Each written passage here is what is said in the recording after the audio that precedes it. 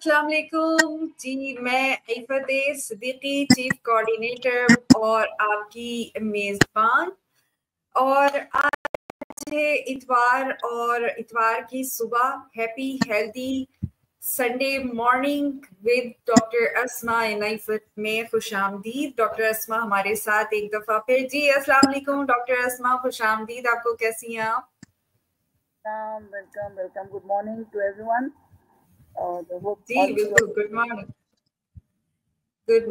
Good morning जी। आज सबसे पहले हम शुरू करेंगे, जैसे कि हमने अपना फॉर्मेट बनाया है अल्हम्दुलिल्लाह, एक आयत से, उसके बाद फिर एक हदीस मुबारक सल्लल्लाहु अलैहि वसल्लम से, और उसके बाद फिर हम वेलबींग की तरफ और फिर अपनी डिस्कशन की तरफ बढ़ेंगे। आज का जो मौजू रखा है हमने डिप्रेशन रखा है, लेकिन मैं पहले जाऊंगी,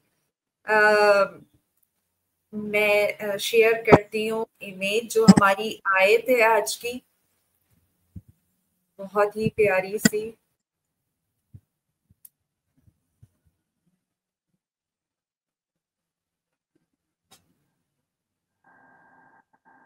जी बिस्मिल्लाहिर्रहमानिर्रहीम। बिस्मिल्लाहिर्रहमानिर्रहीम। ये कुरान की वो आयत है। आपको मालूम है ना कि कुरान में 119 सूरतें, 113 114 सूरतें हैं, और जी ये बिल्कुल 113 की शुरुआत है। और बिल्कुल एक सूरत में नादी है या वसल्लम ने उसमें उसकी हिदायत की गई हो, या तहरीरी तौर पे कुछ नहीं मिला। सबसे पहले तो इसका तर्जुमा बिस्मिल्लाह, बा मिन सात, ये एक हर्फ कहलाता है। बा का मतलब होता है सात, इस्म का मतलब नाम यानी सात, अर्रहमान रहमान यानी रहम करने वाला, उस नाम के साथ रहम करने वाला, रहीम बड़ा मेहरबान है। अब रहमान और रहीम का सिमिलर है, लेकिन उसकी सिवियरिटी और उसकी सिफत में फर्क है। रहमान जो एक रहम करने वाले को हम रहमान कहेंगे, और रहीम वो जो मुस्तकिल रहम कर रहा हो।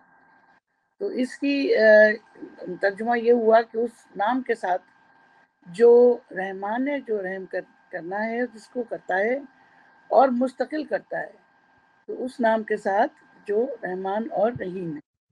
अब इसकी थोड़ी सी अगर हम हिस्ट्री में जाएं, तो सबसे पहले ये आयत लिखी गई 627 ईस्वी में, जिसका नुस्खा मिलता है टर्किश म्यूजियम में इस्तांबुल में। पहली दफ़ा इसकी खिताबत वहाँ देखी गई, तो सबसे पुराना नुस्खा मिलता है। उसके बाद जब जितनी भी तहरीरें हमें मिलती हैं, उसमें हुज़ूर सल्लल्लाहु अलैहि वसल्लम ने जिस तरीके से कुरान की सफ़बंदी की या कुरान की सूरतों की को असेंबल किया, उसमें हर दो सूरतों के बीच लाजमी पढ़ना करार दिया, सिवाय एक के। और एक और सूरत है सूरह नमल, जिसकी शायद 50वीं या 30वीं आयत में ये दोबारा आयत की शक्ल में आई। बाकी में तो ये इब्तदाई उसमें जी 27 और आयत नंबर 27 सूरह नमल में इसको आयत के तौर पे दिया गया। और फिर इसकी जो तशरीह और इसकी हिस्ट्री जाती है हज़रत सुलेमान तक जाती है। सिर्फ ये नहीं कि मुसलमानों के लिए बिस्मिल्लाहिर्रहमानिर्रहीम की अहमियत है, बल्कि इसकी बैकलॉग में अगर आप देखें तो हज़रत सुलेमान ने जो ख़त लिखा था मलका सबा को, उसको उसमें कहा जाता है कि पहली मर्तबा बिस्मिल्लाह का लफ्ज़ इस्तेमाल हुआ, अल्लाह के नाम के साथ ये तहरीर जो मलका सबा को भेजी गई। उसके बाद में बिस्मिल्लाह पढ़ी जाती, इस्तेमाल किया इसको। लेकिन जब कुरान शरीफ का नुज़ूल शुरू हुआ, तो इसकी पाबंदी जब तहरीरी तौर पे हुज़ूर सल्लल्लाहु अलैहि वसल्लम ने इसको कलमबंद करवाया, तो फिर इसकी वाज़ेह तौर पर हिदायत इसको कब पढ़ना चाहिए और कब नहीं पढ़ना चाहिए। अब इसके बारे में, इसकी फजीलतों के ऊपर तो अगर आप उठा के देखें तो डिटेल्स और में करोड़ों आपको ऐसे वीडियोस यूट्यूब पे और डेटा में मिल जाएंगी, जिसमें उलमा इकराम ने अपने अपने तजर्बे और अपनी इल्मी काबिलियत की तौर पे, मेरी तो खैर कोई इल्म है इस मामले में है नहीं, लेकिन جو کچھ ہمیں پڑھایا گیا سکھایا گیا اس کے معاملے میں ہر مسلمان مرد اور عورت پر بسم اللہ کی ترغیب دی گئی کہ جو بھی کام شروع کرو وہ اللہ کے نام سے شروع کرو سوائے چند کاموں کے. مثلا اگر آپ کوئی غلط کام کرنے جا رہے ہیں اور آپ کو معلوم ہے کہ وہ غلط ہے، چوری کرنے جا رہا ہے، زنا کرنے جا رہا ہے، غیبت کرنے جا رہا ہے اور پھر بسم اللہ کر رہا ہے ساتھ میں، پھر اس کی اجازت نہیں ہے. تمام کاموں میں جہاں میں سزا اور جزا کا تصور ہے وہاں پر بسم اللہ کا پڑھنا فرض ہے.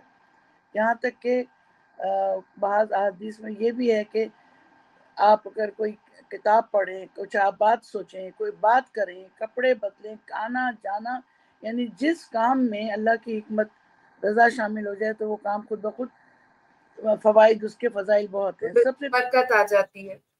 سب سے پہلی بات یہ اس میں انا کو فنا ہے. اس آیت میں جب آپ کسی کے نام لے کے کسی کا نام لے رہے ہیں کہ جو آپ سے سپیریئر ہے، آپ کے بنانے والی ہے، تو میں ختم ہو جاتا ہے.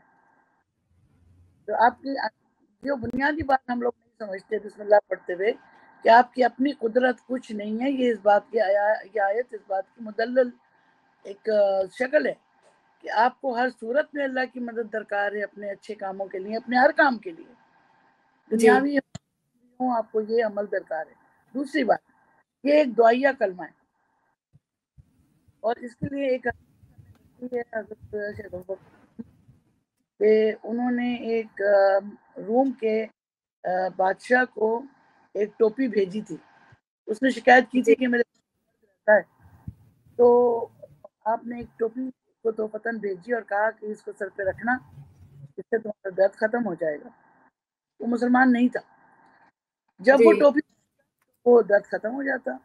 اب اس طرح پریشانی شروع ہوئی کہ کیا ہے بھائی اس ٹوپی میں جادو ہے کیا ہے.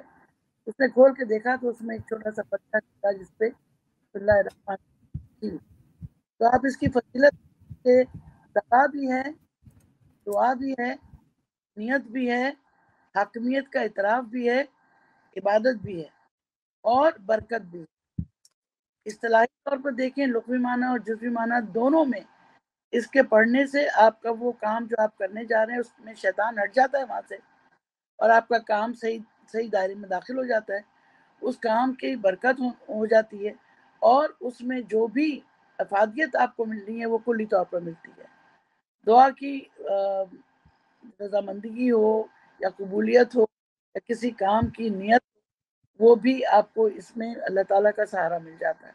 اور سب سے پیاری بات، آپ کو راستے مل جاتے ہیں. اگر آپ کسی غلط راستے پہ جا رہے ہیں اور بسم اللہ کر کے نکلتے ہیں تو بہت ساری چیزوں سے بچ جاتے ہیں. آپ جو شیطان کی آماجگاہیں ہیں آپ کو غلط راستے پہ ڈالنے کی، راستہ بھول گئے، کوئی چیز بھول گئے، آپ نے بسم اللہ پڑھی، بسم اللہ توکلت علی اللہ، گھر سے نکلے اور آپ کو گھر سے نکلتے ہی یاد آ گیا کہ ارے یہ تو میں بھول گیا، واپس چلے گئے.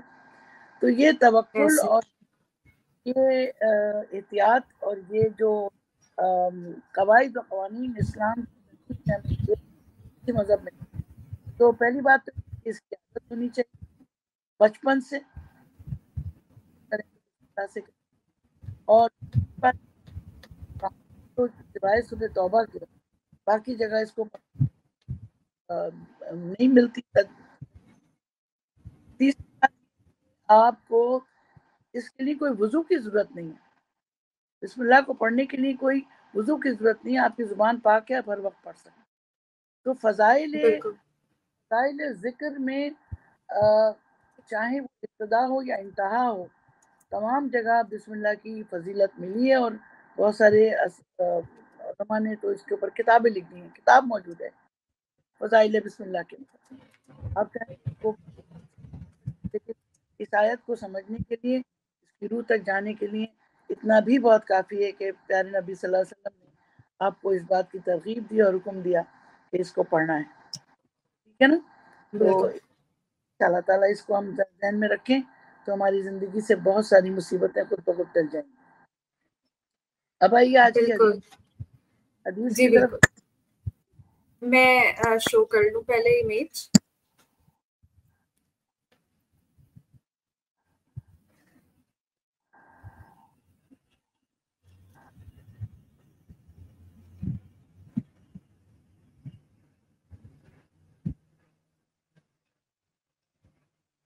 جی آج کی حدیث صلی اللہ علیہ وسلم کے صدقے کے بارے میں.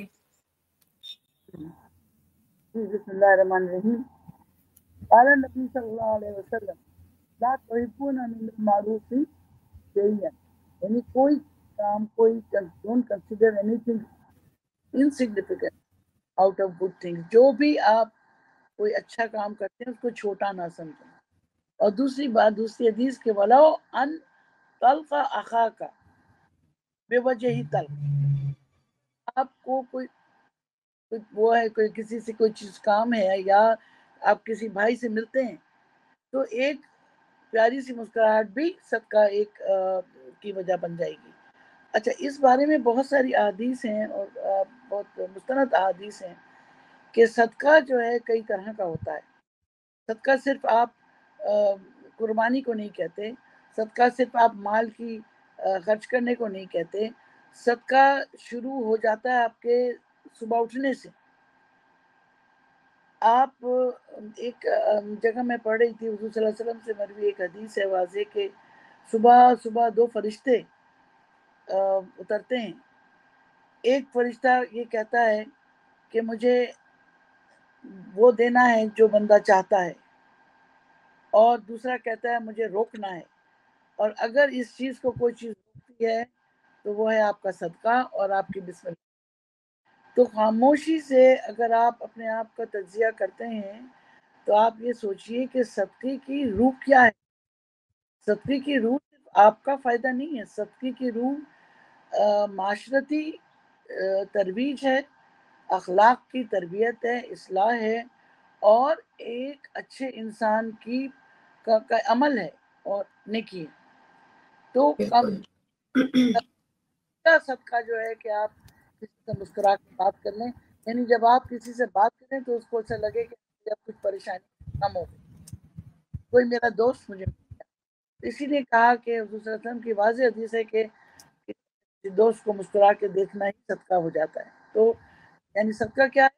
صدقہ کی فضیلت قرآن میں، حدیث میں یہی ہے کہ جو آپ کے لیے ایک عبادت بھی ہے، ایک ضرورت بھی ہے، آپ کو بناؤں سے دور رکھتی ہے. یہاں دیکھیے بسم اللہ اور صدقہ کی ملتی جلتی فضائل ہیں.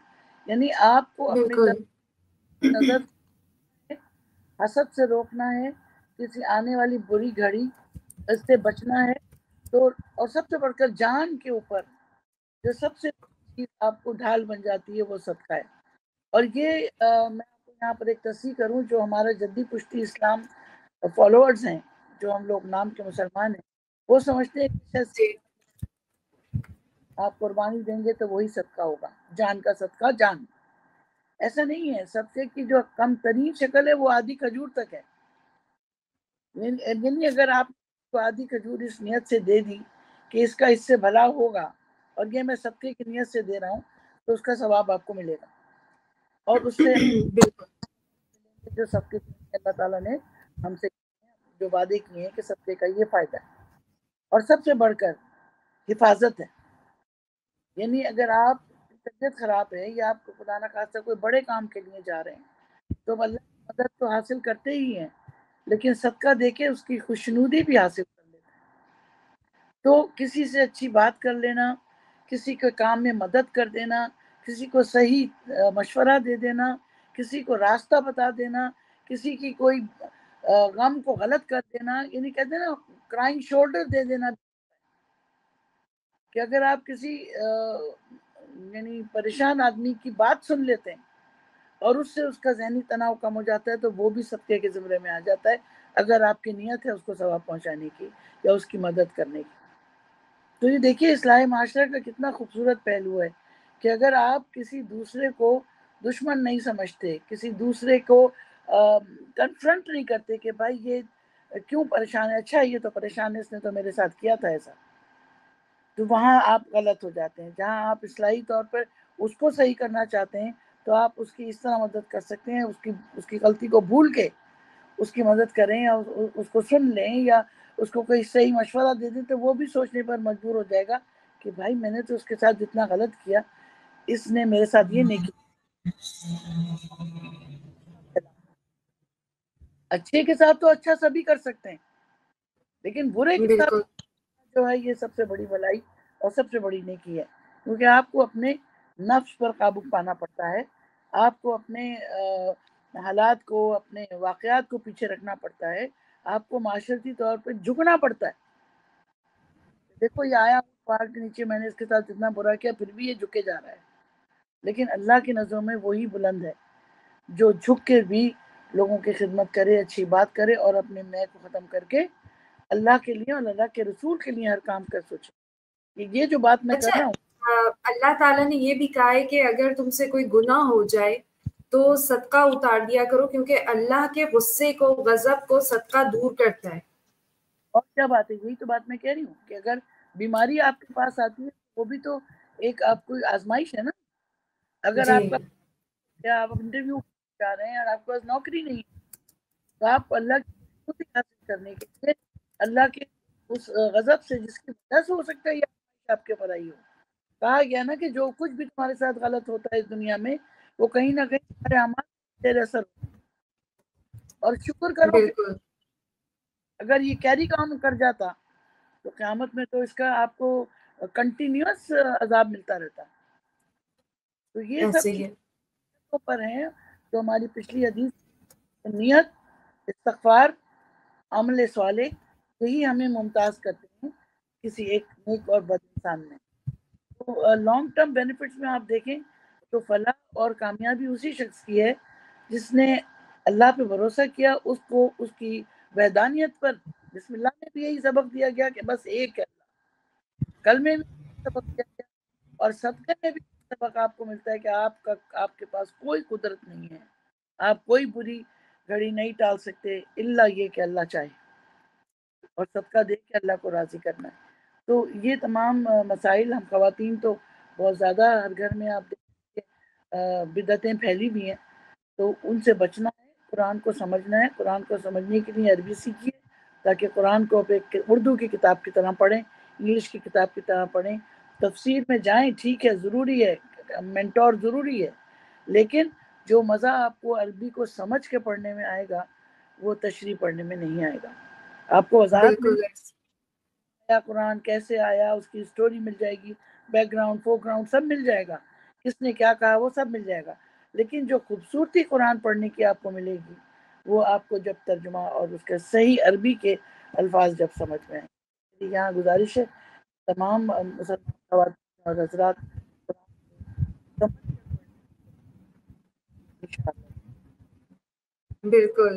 اچھا، یہاں پہ ایک حدیث مبارک صلی اللہ علیہ وسلم آپ نے ذکر کی اور ایک یہاں پر میں نے نکالی ہوئی تھی، دونوں میں ہم نے دیکھا کہ بی وجہی طلق کا لفظ آتا ہے۔ اب اس کی میں نے تھوڑی سی نکالی تھی تشریح عربی لغت کے حساب سے، میں یہاں پہ شیئر کرنا چاہوں گی کہ بی وجہی طلق جو ہے ایک نہایت بلیغ اور خوبصورت عربی تعبیر ہے، جس کے اگر ہم لغوی معنی دیکھتے ہیں تو وجہ جو ہے وہ چہرے کی طرف، چہرہ اس کا مطلب نکلتا ہے، اور طلق جو ہے وہ کھلا ہوا، روشن، نرم و شاداب، مسکراتا ہوا۔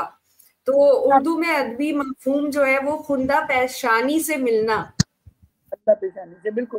لیکن دیکھو نا یہ بات وہی ہے نا، مسکرا کے جب آپ کسی کو دیکھتے ہیں بالکل زبردستی، اگر آپ ایک دلی خوشی کے ساتھ کسی کے ساتھ ملتے ہیں تبھی وہ آپ سے کانٹیکٹ کر سکتا ہے، وہ آپ کو بالکل اپنا اگر آرٹیفیشل مسکراہٹ سے آپ ملیں گے تو چیئرفل۔ اچھا جی اچھے ہوتے ہیں، اچھے چہرے وہ ہوتے ہیں جن کے دل اچھے ہوتے ہیں، جو جن کے بالکل دل ان کی چہرے خوبصورت اور چیئرفل نظر آتے ہیں۔ یہ میں نہیں کہتی، یہ ایک مشاہدہ ہے کہ جو ایک ایسے ہی سمپل ہے۔ انسان ہوگا وہ بہترین کیسی بھی اس کی حیت ہو، لیکن اس کی شکل میں ایک اٹریکشن ہوگی، اس کی شکل ایک توجہ طلب ہوگی کہ لوگ اس کی مسکراہٹ سے سمجھ جائیں گے کہ بھئی یہ جس کا دل کا صاف ہے، یہ بندہ آرٹیفیشل نہیں ہے اس کے اندر۔ تو یہ جی چیز حدیث میں تو پہلی بات میں نے کہا نا، سب سے آسان ترین ٹیکس لیس منی لیس صدقہ تو یہی ہے کہ بالکل مسکرا کر دو، نہ جیب سے آپ کو 35,000 کا بکرا کرانا ہے، نہ 1.5 لاکھ کی گائے کرانی ہے، جی بالکل ایک اتنی پیاری بات ہے کہ لا اکراہ فی الدین، جب ہم کہتے ہیں نا کہ دین میں کوئی زبردستی نہیں ہے، وہ اسی خوبصورتی میں ہے کہ اخلاق حضور صلی اللہ علیہ وسلم کے اخلاق تھے. جس کو کسی نے پوچھا تھا حضرت خدیجہ سے، حضرت عائشہ سے، تو انہوں نے یہی کہا تھا کہ کانا خلق القرآن، قرآن کا جو خلق ہے وہ حضور صلی اللہ علیہ وسلم ہے. تو خلق میں وہ چیزیں آ جاتی ہیں کہ جہاں پہ دوسرا بندہ سامنے آ گیا. اخلاق وہاں شروع ہوتا ہے جہاں آپ کے دوسرا کوئی بندہ ہوتا ہے. تو وہ اخلاق کوئی جب آپ ابتدا کرتے ہیں تو سلام سے، مسکرا کے، اور ظاہر اس نیت سے کہ اگر یہ کو میری ذات سے کوئی فائدہ ہو سکتا ہے تو میں کروں گا. اور یہیں شروع ہوتی ہے، یہیں شروع ہوتی ہے، اور یہیں سے ہمارا اسلام شروع ہوتا ہے. اچھا، یہاں پہ میں ایک اور چیز چاہوں گی ڈاکٹر اسما آپی. میں نے کہا تھا کہ میں آپ کو آپی بولوں گی، ڈاکٹر اسما کہنا بڑا عجیب سا لگتا ہے. تو اسما آپی، یہ ایک بات ہے جو ہم خواتین کو سمجھنی چاہیے مذہب سے ہٹ کر، جو کہ اسلام نے تعلیم دی. اب ہم بات کر رہے صدقے کی اور مسکرا کے بات کرنے کی، لیکن یہ آپس میں بات کرنے کی ہے. خواتین کو خاص طور پہ روکا گیا ہے کہ وہ کسی غیر محرم کے ساتھ نرمی سے بات نہ کریں. تو یہ صدقہ خواتین کو مردوں کو دینے کے لیے نہیں کہا گیا. بات ہے نا، تم دیکھو نا، جب آپ کو ایک نظر اٹھا کے دوسری نظر ڈالنے کا حکم نہیں ہے جی، تو پھر صدقہ نامحرم کے لیے ہوگا. یہ تو محرموں کے لیے ہی ہے نا صرف. بالکل. دوسری بات یہ کہ ہمارے ہاں حدود کے اوپر ایک بہت لمبا مسئلہ ہے، اس پہ ہم کسی وقت گفتگو کریں گے کسی عالم کے ساتھ. میں تو چپدی کا شوربہ علم کے علم بھی نہیں ہے میرے پاس، لیکن یہ کہ جو طریقہ حدیث نے ہمیں سکھایا اس میں یہی تھا کہ کس طرح سے ایک عورت کو رہنا چاہیے، کس طریقے سے ایک عورت کو دکھنا چاہیے، اور کس طرح سے ایک عورت کو بات کرنا چاہیے. تو وہ سب چیزیں معاشرے سے، پھر بھی ہم مسلمان ہیں، ہم مومن نہیں ہو سکتے. پھر مسلمان وہ ہے جو اسلام میں داخل ہو گیا، وہ مومن جی، ثواب نہیں ہو سکتا اس وقت تک جب اس کی طریقت میں دین نہیں آئے گا. اسلام دین ہے، مذہب اور دین میں تھوڑا سا فرق ہے. ایسے ہی ہے. طریقے کو کہتے ہیں، طریقے کی جو پریکٹیکلٹی ہے، وہ جو منٹ ٹو منٹ ہے، اس کو دین کہتے ہیں. اور وہ نہ اچھے نہ اپنے لیے اچھے ہیں، نہ دنیا کے لیے اچھے ہیں، نہ ماننے والوں کو لائی امر بالمعروف اور نہیں کر وہ بھی ہم نہیں کر سکتے، کیونکہ ہم خود تو کچھ کر ہی نہیں. منافقوں میں سے ہیں جو کہتے ہیں وہ کرتے نہیں ہیں، جو کرتے ہیں وہ کہتے نہیں ہیں. تو یہ تو منافق کی نشانی میں سے، اور منافق جنت کی خوشبو نہیں سکتے گا. تو یہ بہت باریک سی لائن ہے، اور سب سے زیادہ خواتین ہوں گی. مجھے تو ڈر اس بات سے لگتا ہے جہنم کے میں سب سے زیادہ عورتیں ہوں گی. اس بات سے تو ہم سب عورتوں کو بہت بہت توبہ کرنا چاہیے کہ ہمارا ہر عمل جو کم از کم ہمیں جہنم سے بچائے، ہماری آل اولاد کو جہنم سے بچائے. اچھا، معصومہ عقیل ہمیں لائیو دیکھ رہی ہیں اور انہوں نے السلام علیکم ورحمۃ اللہ وبرکاتہ کہا ہے. وعلیکم السلام ورحمۃ اللہ وبرکاتہ. معصومہ، بہت خوشی ہوئی آپ کو لائیو دیکھ کر. وعلیکم السلام جی، گڈ مارننگ، صباح الخیر. صباح الخیر، صباح الخیر. اچھا، اب ہم آتے ہیں تھوڑا سا ویل بینگ کی طرف. وہ اچھی عادتیں جو ہمارے اندر سے ناپید ہوتی جا رہی ہیں. اگر دیکھا جائے اسما آپا، تو ایک عادت ہے سلام کرنے کی. ہم جب بچپن میں چھوٹے ہوتے تھے تو ہم دیکھتے تھے کہ ہمیں سکھایا جاتا تھا، ہماری تربیت میں ہوتا تھا کہ جو بھی گھر میں آئے، بڑا ہو چھوٹا ہو، اس کو سلام کرو.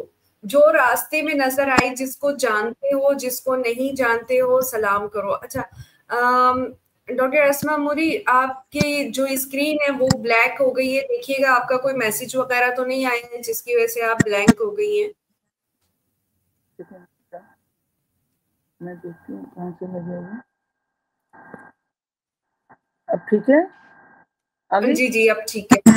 جی، تو ہم دیکھتے ہیں کہ اب بڑا عجیب لگتا ہے. ایون یہ کہ بچپن کی میری عادت ہے، میں بس اسٹاپ سے اتر کر جاتی تھی اپنے گھر تک، تو ایک مطلب काफी लंबा सफर होता था वो बस स्टॉप से घर तक का, तो उसमें रास्ते में ज़ाहिर जो है लोग चलते फिरते नजर आते थे, तो आदत थी सलाम करते हुए जाते थे, वो मुस्कुरा देते थे, उनको बिल्कुल ये नहीं होता था। और आज ये हाल हो गया है कि मेरी आदत है, अगर लिफ्ट में कोई दिख जाता है मैं सलाम करती हूँ, कोई खातून जो है मॉल में चलती हुई दिख जाती है और वो देख रही होती है थोड़ी सी मुस्कुराती हुई, तो मैं सलाम कर देती हूँ, एकदम चौंक जाती है। जी, डॉक्टर अस्मा मुनीर जो है वो थोड़ी सी डिस्कनेक्ट हो गई, दोबारा ज्वाइन करेंगी वो हमें। तो ये होता है कि आज बिल्कुल ये आदत लोगों से इतनी जो है खत्म हो चुकी है कि उनको बड़ा अजीब लगता है कि अगर कोई जान पहचान वाला ना हो उनका, तो वो अगर सलाम कर दे तो वो बड़े हैरान हो जाते हैं कि ये क्या, क्यों सलाम किया। लेकिन फिर अच्छा उसका एक रिएक्शन आता है बिल्कुल सडनली जो आता है दूसरे के चेहरे में, पहले तो वो चौंकता है बंदा, क्योंकि उसको जाहिर एक्सपेक्टेशन नहीं होती कि वो उसको सलाम किया जाएगा, लेकिन जब उसको सलाम किया जाता है तो वो बड़ा चौंक कर और बड़ा मुस्कुरा के जवाब देता है। तो इसके पीछे, तालीम के पीछे भी एक बड़ी हिकमत है कि जो वजह बताई गई इस्लाम में हुजूर सल्लल्लाहु अलैहि वसल्लम की तालीमात में आपा, वो ये थी कि सलाम किया करो, एक दूसरे को सलाम भेजने से आपस में मोहब्बत और भाईचारा बढ़ता है, और इसका फुकदान आज हम अपने माशरे में देख रहे हैं, क्योंकि सलाम की आदत खत्म होती जा रही है। और सलाम को ना स्टेटस के खिलाफ समझने लगे, यानी अगर आप कोई अच्छी पोजीशन पे हैं तो आप अपने चौकीदार को सलाम नहीं करेंगे। और यहाँ मैं वाज़ेह कर दूं कि ख़वातीन के लिए सिर्फ ख़वातीन की हद तक है, ये नहीं कि आप चलते फिरते हर हजरत को सलाम करना शुरू करें, तो कुछ होकर वापस आ जाए। लेकिन ये है कि आप ख़वातीन में जब भी मिलें सलाम करें, मुसाफिया करें। बिल्कुल खत्म करना हाथ मिलाना था, अब चूंकि वायरस इन्फेक्शन होने लगे, लोग हाथ मिलाने से डरने लगे। और सलाम अच्छा, साइंस आज मैं देख रही थी अस्मा आपा कि साइंस आज प्रूव कर चुकी है कि आप हाथ पकड़ते हैं, हाथ मिलाते हैं, उससे डिप्रेशन स्ट्रेस खत्म होता है।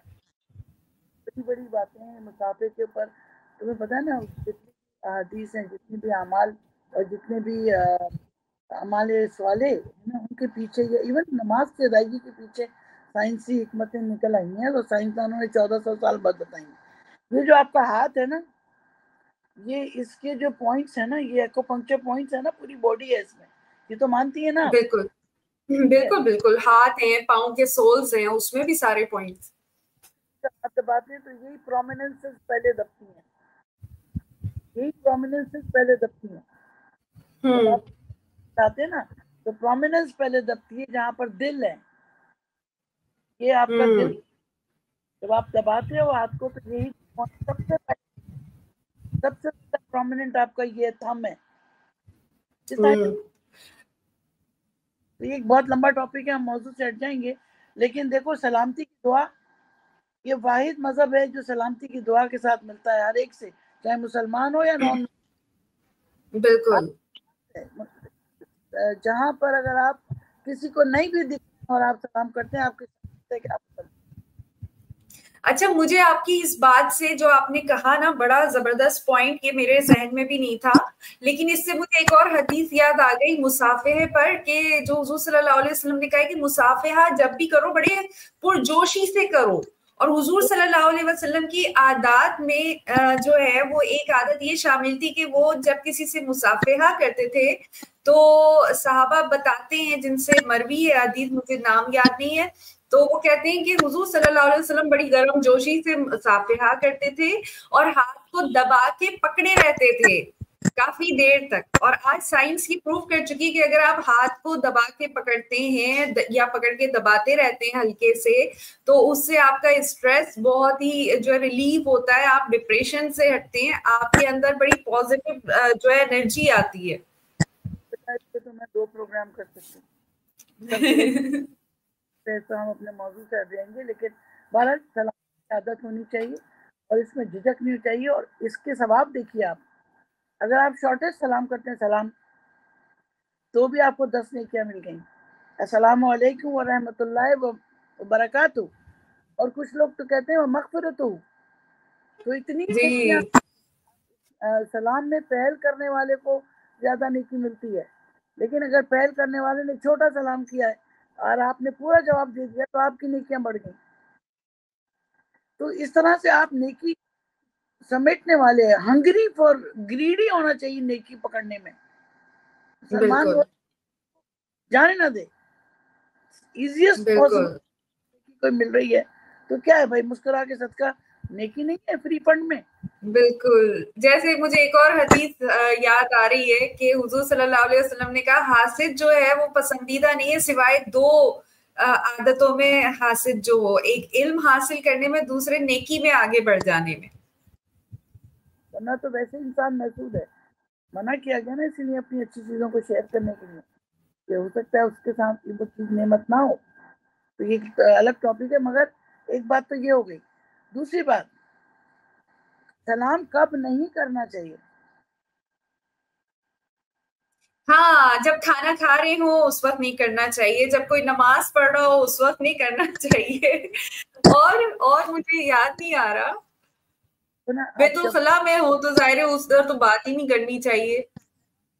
تو آپ بسم اللہ کر سکتے ہیں، لیکن اندر جانے کے لیے آپ کو جو دعا ہے اللہم انی اعوذ بک من الخبث والخبائث، کیونکہ یہ وہ واحد سب سے زیادہ ناپاک ہے، سب سے زیادہ خراب روحیں شیطان وہیں پائے جاتے ہیں. کم سے کم بالکل سر ڈھک کے جائیں باتھ روم میں، بال کھلے ہوئے نہیں ہونے چاہیے، لیکن آتے ہیں آپ وہاں تو کوشش کرنی چاہیے. لیکن پتہ ہے میں نے عاصم الحکیم کا ایک بیان سنا تھا، مفتی عاصم الحکیم کا، کہ انہوں نے کہا کہ یہ بدعت ہے کہ واش روم میں سر کو ڈھک کے خواتین جائیں. انہوں نے کہا کہ یہ بڑی ایک پتہ نہیں کہاں سے روایت آئی ہے، ایسا حکم نہیں ہے. حکم ہے یہ روایت نہیں ہے صحیح. اسے کیوں کہ اس کے پیچھے ریزن ہے نا. عام طور پہ تو لوگ کوئی بھی نہیں ڈھکتا، گھر میں لوگ دوپٹہ نہیں پہنتے تو وہ بات پہنے گا. وہ ناپاک لوگوں کی جگہ ہے، وہ ناپاک جگہ ہے. اور سب سے زیادہ ایسی چیزیں بالوں کے اوپر اثر کرتی ہیں. اس وجہ سے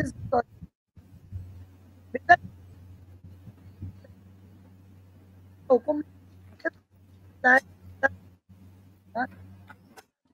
پہن کے نہیں جاتے باتھ روم. پھر خواتین بھی کے بال کٹتے ہیں، بزرگ ہیں وہ تو نہیں کہ وہ ویسے ہی نہیں پہنتی. لیکن یہ صرف بچت کی طریقے ہیں کہ آپ کی ناپاکی کی حالت میں غلط چیزیں آپ کے اوپر اثر کر سکتی ہیں، جس کی واقعی قرآن نے اس بات کی تصدیق کی ہے کہ جن اور ایسے ملائکہ کو شیطانی روپ میں وہ آپ کے اوپر اثر کر سکتے ہیں. تو ان کی موجودگی ہے نا، اور آپ نے دیکھا بھی ہے لوگوں کو اس کے زیر اثر. لیکن یہ تو اس بات کو یاد رکھیے کہ سلام کی ترویج دی تاکہ مسلمانوں کی شناخت ہو، اور ایک کہتے ہیں نا سلوگن آف پیس پہنچتا ہے لوگوں تک کہ ہم بے ضرر فلاح کا سوچتے ہیں. اور سب سے بڑھ کر ثواب ہے، پہل کرنے میں ثواب. اور سامنے والا چاہے بھی تو بدتمیزی نہیں کر سکتا اگر آپ نے سلام کر لیا، الا یہ کہ واقعی اس کا دل مردہ ہے. بالکل یہی میرے ذہن میں آ رہا تھا، سلام کر لو کچھ بھی کر لو، بدتمیزی کر کے رہتا ہے. تو میں نے کہا نا unless proven otherwise، وہ ہر جگہ موجود ہے. اصل میں عربوں میں اگر دیکھا جائے تو عربوں میں جو اللہ تعالیٰ نے بھی ان کی تعریف کی ہے، اور علماء نے بھی یہ تعریف بڑی بتائی ہے کہ ان میں دکھاوا نہیں ہوتا تھا. وہ دل کے بڑے سچے ہوتے تھے، جو بات کہتے تھے اپنے قول کے بڑے پکے ہوتے تھے. اور عربوں کی یہ عادت تھی کہ سلام جو کر لیتا تھا تو وہ اس سے دشمنی کا ان کو وہ ہو جاتا تھا کہ یہ دشمن نہیں ہے، کیونکہ دشمن کبھی سلامتی نہیں بھیج سکتا. وہ تو سلامتی کے ارادے سے نہیں آیا. تو اگر کوئی سلام کر رہا ہے اور سلامتی بھیج رہا ہے، اٹس مین کہ وہ پرسکون ہو جاتے تھے کہ یہ ہمیں نقصان نہیں پہنچا سکتا، اس سے ہمیں نقصان نہیں پہنچے گا. اب ہم میں منافق زیادہ ہے نا. ہمیں تو وہ لوگ بھی ہیں کہ جو مسلمان نہیں ہے لیکن مسلمان شکل میں مسجدوں میں عالم بنے بیٹھے ہیں. یہ پورا پروپیگنڈا ہے کہ آپ کو مسلمان عالم بنا کے مسجدوں میں بھیج دیا گیا، آپ کے جبکہ مسلمان بھی نہیں تھے. تو آپ ان کا کیا بالکل پریکٹیکل مسلمان نظر آ رہے ہیں. تو اس لیے یہ چاروں طرف آپ کے مسلمان ہیں اور چاروں طرف آپ کے سچے لوگ. اب دور وہ نہیں ہے، لیکن یہ کہ ہاں نیت اچھی رکھیں، شامل ہو جائے. بالکل. اچھا، ہمارا آج کا ٹاپک ہم اس کی طرف بڑھتے ہیں میم، کہ ہمارا جو ٹاپک ہے ڈپریشن کا. جیسے ہم نے آج یہ سیکھا کہ ماشاءاللہ سے یہ جو عادات ہم نے دیکھی صدقہ ہے. ظاہر ہے جب ہمیں اللہ تعالیٰ کی طرف سے غصے کا ڈر نہیں ہوگا، ہم نے غصہ اتار دیا، ہم نے دوسرے کی بھی پریشانی صدقے کی صورت میں حل کر دی تھوڑی بہت، تو ہم پرسکون ہو جاتے ہیں. کیونکہ ایک انسان کی فطرت مذہب سے ہٹ کر کہ وہ اگر کوئی بھی نیکی کا کام کر لیتا ہے تو اس کو بڑا سکون محسوس ہوتا ہے، اس کو بڑا ریلیف محسوس ہوتا ہے، اس کو ایسا لگتا ہے کہ وہ دنیا کا سب سے خوش قسمت ترین انسان ہے. اس کا دل باغ باغ ہو رہا ہوتا ہے خوشیوں سے جب وہ کوئی نیکی کرتا ہے. ساتھ میں یہ بھی ڈپریشن ظاہر کی دوری کی وجہ بنتا ہے. ساتھ میں ہم نے دیکھا کہ سلام کرنے سے جو ہے محبتیں بڑھتی ہیں. اور ڈپریشن اور اسٹریس دیکھا جائے تو اس کی بڑی وجہ یہ ہوتی ہے کہ اگر آپ کے پاس کوئی اپنا نہ ہو، آپ کا کہنے سننے والا، دل کھول کے رکھیں جس کے سامنے، آپ خود اپنے سوچوں میں گم رہیں. اور جب کہتے ہیں نا کہ وسوسے پالتے رہیں، دل میں بیٹھ کر سوچتے رہیں، تو ڈپریشن انسان کی زندگی میں اس کی بھی ایک وجہ ہوتی ہے. تو پہلے تو ہم اگر یہ سوچیں، Let's come to the basic first. یہ تو ہم شروع سے ہم نے تمام نیت ہی ہماری اس پروگرام کو کرنے کی یہی تھی کہ ہم لوگوں کو صحیح راستہ دکھا دیں کہ آپ اپنے سے خود سے کیسے بچ سکتے ہیں. بہت ساری پرابلم سے آپ کی اپنی ذات کہاں کہاں. تو اس میں پہلی بات ہے کہ ڈپریشن ایک انگریزی کا لفظ ہے جو بہت عام لوگوں نے ایک روزمرہ کی لینگویج میں. آج مجھ سے بات ڈپریشن کیا ہے بھائی، یہ اردو میں اس کا کوئی لفظ ہے کیا؟ ذہنی دباؤ. نہیں، ذہنی دباؤ تو اسٹریس ہے. اچھا، فکر، پریشانی، فکر مندی. اچھا، گوگل کرتی ہوں. سب وجوہات ہیں اس کی. پریشانی اچھا، دیکھیے ڈپریشن جو ہے احساس ہے جس میں آپ کو کئی احساسات کا مرکب ہے، جس میں آپ کچھ کرنا چاہتے کر نہیں پاتے. آپ کا جسم آپ کے ارادے کا ساتھ نہیں دے رہا ہوتا، آپ خوش نہیں ہو سکتے، آپ ایکٹیو نہیں ہو سکتے. تو یہ ایکسپلینیشن میں آئے گا. لیکن اس کی جو ڈیفینیشن ہے، پشمردگی ایک لفظ ہے اردو کا جو بچے آج کل نہیں جانتے. دل مردہ ہو جانا، پشمردگی یعنی دل بالکل کسی طرف مائل نہیں ہونا. اس کو کہا جاتا یہاں پہ آئے دب جانا، جھک جانا، نیچے گر جانا. یہ تو کہہ دیں نا وہ سب یہ الگ ہے. لیکن جو ٹرو معنی ہے نا، یعنی آپ کا جسم آپ کے عمل کے ساتھ ایک پازیٹیو ایٹیٹیوڈ نہیں رکھتا، دل نہیں چاہ رہا آپ کا روز مرہ، اور وہ کیفیت 2 ہفتے تک رہے. اچھا، یہ بڑی بات ہے کہ بیماری کی علامت کس وقت دیکھی جائے اور نارمل کس وقت ہو. ڈپریشن کی پشمردگی کی ڈیفینیشن یہ ہے کہ جب آپ کو کوئی چیز اچھی نہیں لگے. میم آپ کا اسکرین پھر بند ہو گیا میرے خیال میں، پھر کوئی آپ کے پاس میسج آ گیا. صحیح آ رہا ہے نظر مجھے تو؟ نہیں، ابھی نہیں آ رہا. ہاں آپ کو آ رہا ہوگا لیکن یہاں پہ بلینک ہو گیا.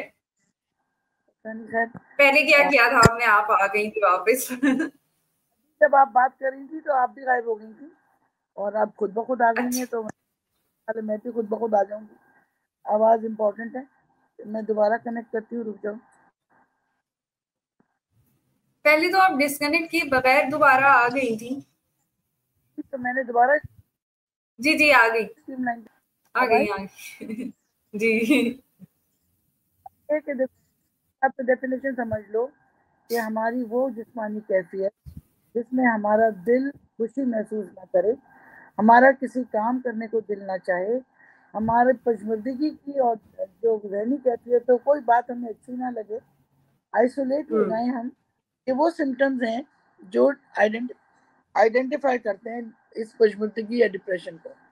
اور یہ مستقل برقرار رہے. ہمیں کوئی چیز خوش نہیں کر سکتی, ہمارا دل کسی کام میں نہیں لگ رہا اور ہم اریٹیبل ہو رہے ہیں.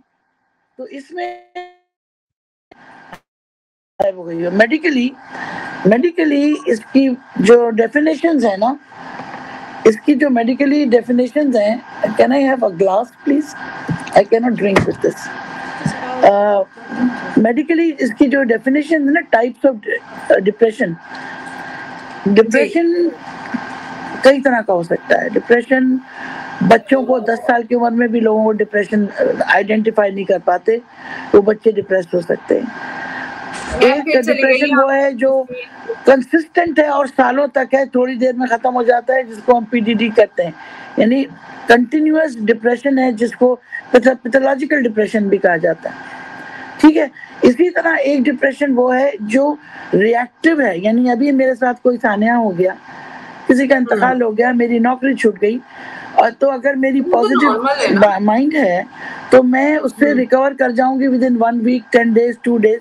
لیکن اگر 2 ہفتے تک وہ برقرار رہتی ہے وہ depressive state, now I need help. وہ میرا ذہنی پریشانی جس کو میں خود نہیں سالو کر پا رہی, جس کو میں خود نہیں سمجھ پا رہی, وہاں پہ مجھے لوگوں سے مدد لینا چاہیے, مجھے پڑھنا چاہیے یا مجھے ملنا چاہیے, مجھے ڈائگنوز کرنا چاہیے کہ یہ مجھے ہو کیوں رہا ہے. آپ کو معلوم ہے کہ عام طور پہ لوگوں کو پتہ ہی نہیں ہے کہ وہ ڈپریس ہیں. ایسا ہی ہے. کیوں؟ نیند نہیں آ رہی. میں روز شکایت کرتی ہوں, یار نیند نہیں آ رہی, میں ریئیکٹ کر جاتی ہوں, کوئی بھی بات ہو جاتی ہے میں ہائپر ہو جاتی ہوں. یہ بھی ڈپریشن کی علامت ہے.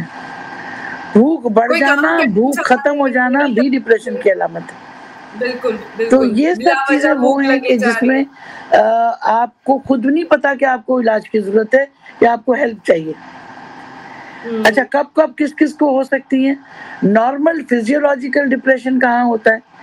جب آپ زندگی میں چکے as my profession reproductive health کی طرف, تو جو مرد اور عورت اپنے ایج کے فیکٹر کے ساتھ چینجز ہیں, ان میں ہارمونل چینجز ہیں.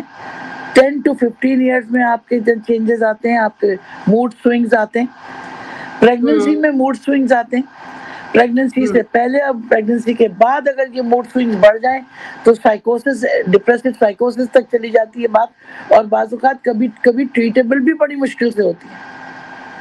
اور وہ خاتون کو پورا محلہ, پورا خاندان ان کو کہے جا رہا ہے کہ اس کو کیا ہو گیا, پاگل ہو گئی, یہ وہ, کوئی یہ نہیں سمجھ رہا کہ وہ بیمار ہے.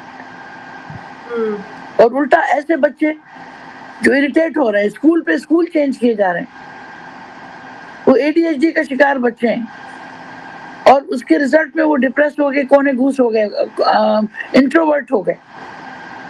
ماں باپ میں لڑائی ہو رہی ہے, بچے نے ریئیکٹ کیا, ڈپریشن میں چلا گیا.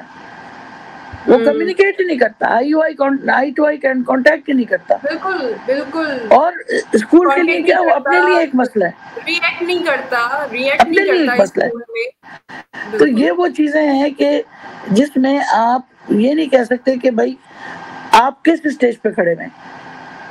آپ کے انوائرمنٹ, آپ کا سوشل سرکل, آپ کا ذرائع آمدنی, آپ کی تعلیم, آپ کے دوست, آپ کے رشتہ دار, آپ کی جاب, آپ کا جینیٹکس, آپ کی ڈیزیزز ذمہ دار ہیں ڈپریشن کے. اگر پیتھولوجی پہ آئیں تو blood pressure, sugar, blood pressure کی وجہ سے اسٹروک, تھائرائڈ, الزائمر, بہت ساری وجوہات ہیں جو آپ کو ڈپریس کر دیتی ہیں, اور آپ یہ سمجھتے ہیں کہ یہ تو بندہ بیمار ہے اس لیے چپ ہے. اس کو صرف بیماری کا علاج نہیں چاہیے, اس کو ڈپریشن سے نکلنے کی بھی تھراپی چاہیے.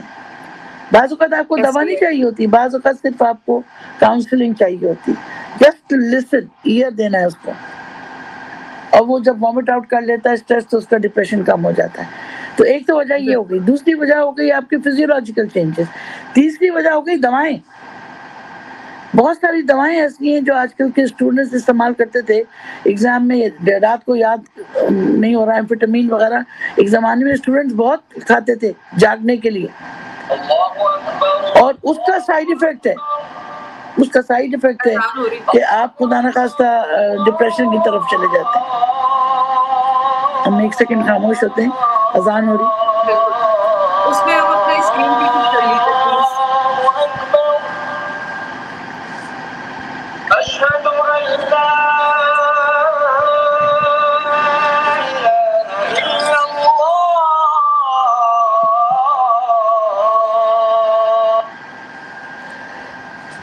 اچھا جی, تو اب یہ کہ جو کیفیتیں گزرتی ہیں ڈپریشن میں, اس کو کبھی کبھی عفت تمہاری آواز نہیں آ رہی مجھے. I can't hear you. اچھا, آپ کا اسکرین بھی بلینک ہے. Can you hear me? میری آواز آ رہی؟ Yes, تو مجھے تمہاری آواز کیوں نہیں آ رہی؟ میوٹ کیا ہوا ہے؟ No, not mute. I don't know. Let me connect again. Yes, please.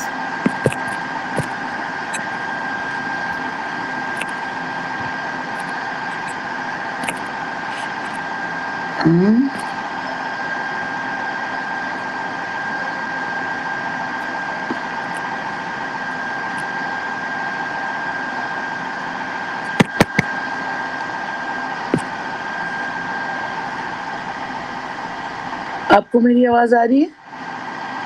جی بالکل. تو آپ کی آواز مجھے کیوں نہیں آ رہی ہے؟ مجھے آپ کی آواز نہیں آ رہی. I think وہ اذان آئی تھی نا فون پر. اچھا, لیٹس سی. تو پھر ہم بات کر رہے تھے کہ اب ان میں ہمیں آئیڈینٹیفائی کرنا پڑے گا کہ یہ پیتھولوجیکل ڈپریشن ہے یا ایک سائیکولوجیکل ڈپریشن ہے یا ری ایکٹیو ڈپریشن ہے. اس کے لیے آبویسلی سائیکالوجسٹ موجود ہیں. میں تو اس میں طفل مکتب ہوں, کیونکہ میں نے فیملی میڈیسن میں جب کیا تو اس وقت میں نے سائیکیٹری پڑھی. لیکن ہمارا چونکہ ریپروڈکٹیو ہیلتھ سے تعلق ہے, تو یہاں پر ڈپریشن ایک بہت بڑی وجہ بانجھپن کی بھی ہو جاتی ہے. وہ ایک سرکل شروع ہو جاتا ہے. پریگننسی نہیں ہے, ڈپریشن ہے تو پریگننسی نہیں ہو رہی, تو اٹس اے ویشس سرکل. تو یہ اس وجہ سے ہمیں پڑھنا پڑتا ہے کہ ڈپریشن کو ہم کیسے کور کریں. اب اس کی شناخت کیسے کریں؟ پہلی بات, آپ لیزی ہو جاتے ہیں نا, you get introvert, you don't want to do اینی تھنگ, ڈل ہو جاتے ہیں. یہ پہلی شناخت. آپ کو کسی کی کوئی بات اچھی نہیں لگ رہی, کوئی مشورہ آپ کسی تو الجھتے ہیں, تھوڑی سی دیر میں آپ فلیئر اپ ہو جاتے ہیں. پھر آپ کی کسی کی اصلاح کو آپ تسلیم نہیں کرتے, کیونکہ آپ میں وہ بات ہے نا کہ انٹروورٹ ہے تو آپ اپنی چیز کو زیادہ اہمیت دیتے ہیں. اور جب یہ پرسسٹنٹ ہو جائے نا, مہینوں اور سالوں پر محیط ہو جائے, تو یہ پرسنالٹی ڈس آرڈر میں کنورٹ ہو جاتی ہے. اس کو ٹریٹ کرنا پھر کرونک سائیکو تھراپی آپ کو چاہیے ہوتی ہے, اور کبھی کبھی الیکٹریکل کرنٹس تک چاہیے ہوتے ہیں, ECT. کرونک ڈپریسو سائیکوسس میں ہاسپٹلائزیشن, ECT, فیملی ٹائز سب کو لے کے چلنا پڑتا ہے. تو مینجمنٹ میں جب ہم بات کریں گے, ڈیپینڈنگ اپون دا ایٹیولوجی, اگر کوئی ڈپریس ہے کسی کے انتقال کی وجہ سے, تو اس کا ٹائم اچھا سا کریں, اس کو اللہ رسول کے ساتھ ساتھ, اس کی چوائسز کے ساتھ, اس کی پسند کے ساتھ, اس کو موٹیویشن کے ساتھ, اس کے اقربا, اس کے دوستوں کا, اس کے خاندان کا فرض بن جاتا ہے اس کو ٹھیک کرنا, اگر وہ خود اس بات کو نہیں سمجھ رہا. میں ایک خاتون کو جانتی ہوں کہ مستقل وہ قبرستان میں جا کے بیٹھ جاتی تھی اپنی ہسبینڈ کی ڈیتھ کے بعد, اٹھتی نہیں تھی وہاں سے, دن رات وہاں پڑی رہتی تھی وہاں. پھر ان کو اٹھا کے علاج کرایا گیا, وہ سب کچھ. تو یہ it was a reactive depression. کھانا بند ہو جائے گا یا کھانا زیادہ کھانا شروع ہو جائیں گے, دونوں شکلیں ڈپریشن کی ہیں. پھر کبھی کبھی سینسیشن ہی نہیں ہے, آپ کو دل ہی نہیں چاہ رہا, آپ کو نیند نہیں آ رہی, تو آپ یہاں سے سن رہے, دماغ سن رہے, کنسنٹریشن نہیں ہو رہی, یادداشت میں کمی آ گئی, توجہ میں کمی آ گئی. یعنی جو پہلے ایک ذمہ دار خاتون تھی, ذمہ دار حضرت تھے, اب وہ غلطیاں کر رہے ہیں, بھول رہے ہیں. تو کہیں یہ پیتھولوجی ہے اور کہیں یہ سائیکالوجی ہے, اور ان دونوں کو ٹریٹ کرنا بہت ضروری ہے, آئیڈینٹیفائی کرنا ضروری ہے. اس کا دورانیہ ہم دیکھ سکتے ہیں کہ اگر وہ 2 ہفتے سے زیادہ ہے تو مطلب یہ کہ وہ بیماری ہے, اور اگر وہ 2 ہفتے سے کم ہے, بندہ اب کنٹرول کر لیتا ہے وہ پرسن خود پر.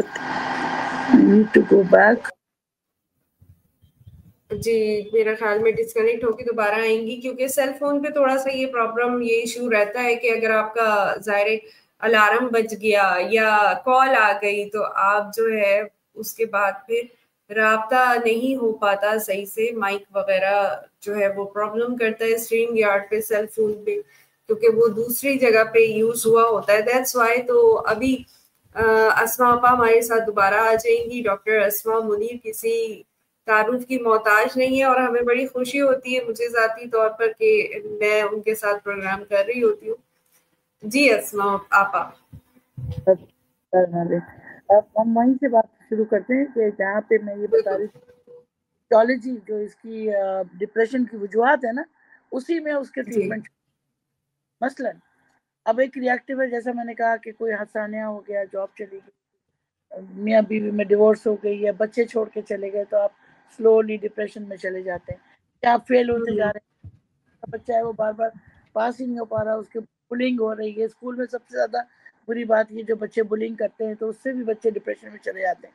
تو اس کی جو روٹ کاز پہ جا کے ٹیچرز اور پیرنٹس کے لوگوں کی ذمہ داری اس سے نکالیں, اور اگر نہیں نکل پاتے ہیں تو پھر سائیکالوجسٹ کا مشورہ لیں.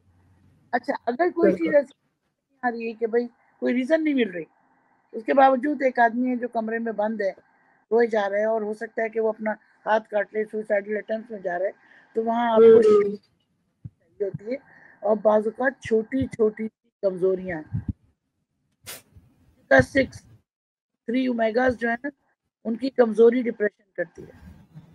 اومیگا 3 جی میگنیشیم کی کمی آپ کو کرتی ہے. ہمارے برین میں دو ہمارے برین میں دو ٹرانسمیٹرز ہیں, سیروٹونن اینڈ ڈوپامین, جو آپ کی خوشی اور دکھ کے ہارمونز کہے جاتے ہیں, اپریسیشن. اور یہ سیروٹونن آپ کو پتہ ہے ریلیز ہوتا ہے 50% آپ کے ایٹیٹیوڈ سے. ایک میں ویڈیو میں سائنس آف گیونگ, کچھ دینے کی سائنس کے پیچھے کیا فائدہ ہے. جو لوگ صدقہ خیرات کرتے ہیں, عطیات دیتے ہیں, وہ کیوں خوش رہتے ہیں؟ کیوں کہ جب آپ کوئی اچھا وہی کام بات, ہاں, کہ جب ہم کوئی اچھا کام کرتے ہیں تو ہمیں اندر سے خوشی فیل ہوتی ہے. اسی بات کو آگے بڑھاتے ہوئے کہ کیوں فیل ہوتی ہے, اس کی سائنٹیفک بیک گراؤنڈ کیا ہے. اچھا کام کرتے ہیں تو آپ کے برین سے سیروٹونن ریلیز ہوتا ہے, اور سیروٹونن کی ڈپریسنٹ, ڈوپامین موڈ ایلیویٹر ہے, اور یہ آپ کو غذا میں بھی ملتی ہیں. جن لوگوں کے برین میں یہ چیزیں کسی وجہ سے ریلیز نہیں ہو پاتی تو وہ ڈپریشن کے شکار ہوتے ہیں اکثر. اور یہ ریئیکٹیو ٹو سرٹن ڈرگز بھی ہیں, جو ہم ڈیلی بلڈ پریشر کی اور شوگر کی دوائیں یوز کرتے ہیں, وہ بھی ہمارے برین پہ بہت اثر ڈالتی ہیں, لانگ ٹرم میڈیکیشنز. تو میں نے آپ کو ٹائپس میں نے بتا دی, عمر کے مختلف حصوں کا ڈپریشن بتا دیا, اکیلے رہنے کا ڈپریشن بتا دیا, اور پیتھولوجیکل ڈپریشن بتا دیا. بیماریوں میں جب آپ معذور ہو گئے اور آپ موٹیویٹ کرنے والا کوئی نہیں ہے, تو آپ واپس نکلیں گے ہی نہیں بیماری سے. ڈپریشن تو دور کی بات, ایک آدمی پیرالائزڈ ہے, آپ اسے موٹیویٹ نہیں کر رہے, ڈپریس ہوا پڑا ہے, تو وہ کوشش ہی نہیں کرے گا, فزیو تھراپی پہ نہیں جائے گا. جب فزیو تھراپی نہیں کرے گا تو چلے گا کہاں سے؟ چھوڑیے ڈپریشن کو, اس کا اچھا اسما آپ مجھے سن پا رہی ہیں؟ آپ سن پا رہے اچھا جی جی جی بالکل. آپ کا اسکرین دوبارہ جو ہے نا وہ بلینک ہو گیا, دیٹس وائی میں کہہ رہی تھی کہ شاید آواز بھی نہیں آ رہی ہو.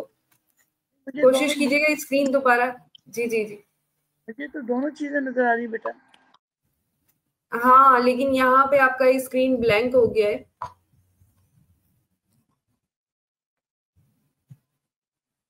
وہ تو آپ کا کیمرہ یوز ہو رہا ہے نا, کیمرہ آپ کو نظر آئے گا اس لیے.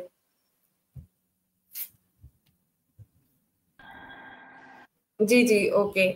اچھا ہم اس چیز کو آگے بڑھاتے ہیں. یہ بتائیں ہمارے یہاں کیونکہ ہم دیکھتے ہیں کہ لوگوں کے پاس انہوں نے اپنی اتنی جو گھر والے جو ہوتے ہیں, اگر کوئی پرسن ڈپریس ہو رہا ہوتا ہے اور ڈپریشن میں جا رہا ہوتا ہے تو اس کے ساتھ اور نیگیٹو بیہیو کرنا شروع کر دیتے ہیں. اس کو جیسے ہماری ماؤں کی عادت ہوتی ہے ہر وقت جوتے لے کے کھڑی ہوتی ہیں, جوتے نہ ہو تو پھر سلاواتیں چل رہی ہوتی ہیں. وہ بچہ بیچارہ ڈپریشن میں جا رہا ہے, پڑھ نہیں پا رہا صحیح سے یا کانسنٹریٹ نہیں کر پا رہا, یہی علامتیں اس میں آ رہی ہیں. وہ پوچھیں گی نہیں وجہ, لوگ ان کو اسی طریقے سے والد دیکھتے ہیں, بزرگ دیکھتے ہیں, وہ اس کو चिढ़ाना शुरू कर देते हैं, डांटना शुरू कर देते हैं। तो अच्छा, इसमें मैं आपसे 2 बातें सामने रख के उनको चाहूंगी कि आप उसको कवर करें थोड़ा सा यहाँ पर, कि एक तो ये कि हम देखते हैं कि हम बचते हैं ऐसा मरीज जो कि डिप्रेशन का शिकार हो या जहनी उसको कोई वो हो, मसला हो रहा हो, तो उसको ज़ाहिर है उस वक्त हमें पहले से ज्यादा उसको प्यार देने की और उसकी केयर करने की जो है वो जरूरत होती है, जबकि घर वाले इस चीज से भागते हैं। आप देखें ना, हम आए तो अपने बच्चों को भी छोड़ रखा होता है हमने कि जी टीवी में लगा दो। आपकी तरफ से बहुत शोर आने लगते हैं, आपको आवाज आ रही है? ओह माय गॉड, थोड़ा सा प्रॉब्लम हो रहा होता है ऑनलाइन। तो अभी अस्मा आपा वापस आती हैं तो मैं उनसे यही बात पूछती हूँ कि ये बड़ा मसला है। सही बात है, सही बात है, बिल्कुल ठीक बात है। और ये चीजें हमें समझनी पड़ेंगी कि किसी भी चीज को हम अना का मसला ना बनाएं और सामने वाले की कैफियत को उसके हिसाब से डील करें। माँ बाप में ये बहुत बड़ी खराबी है कि बच्चों से एक्सपेक्टेशंस होती हैं और बच्चे उन एक्सपेक्टेशंस को पूरा ना करें तो वो इस वजह पे नहीं जाते कि ये क्यों नहीं कर रहा, वो इस वजह पे चली जाती हैं कि इसको करना चाहिए। अरे वो कर नहीं पा रहा है तो उसके पीछे रीजन ढूंढो ना। अगर वो रात को सो नहीं पा रहा है तो आप रीजन ढूंढो, और अगर वो क्लास में फेल हो रहा है तो उस फेलियर की वजह ढूंढो। ये नहीं कि फेल होने पर आप उस पर जूता लेके खड़े हो गए, ये गलत है।